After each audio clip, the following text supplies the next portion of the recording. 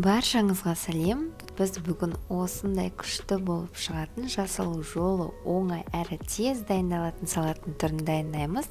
Ең алдымен менің каналыма тіркеліп, алдағы уақытта видеоларымды бірінші болып көру үшін қоңыраушаны басуды ұмытпаймыз. Бізге керегі ол пекин орам жапырағы, қызанақ, қияр, саңырауқұлақ және зәйтүн майы.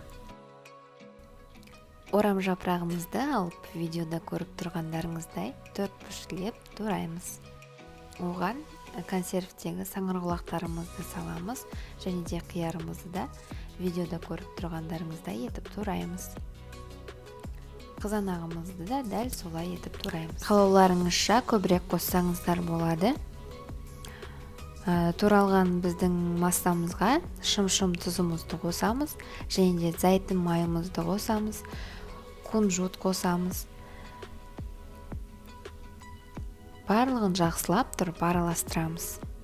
Салатымыз дайын болды. Тарелкаларымызға орналастырамыз. Үстіне қалауларыңызша кунжут сепсеңіздер болады, бірақ ол маңызды емес. Мінекей, бізде осындай күшті салат дайын болды. Міндетті түрде осы рецептпен жасап көріңіздер. Бұл өте жеңіл әрі тез дайындалады. Өте дәмді болады. Астарыңыз дәмді болсын. Сіздермен болған Мадина.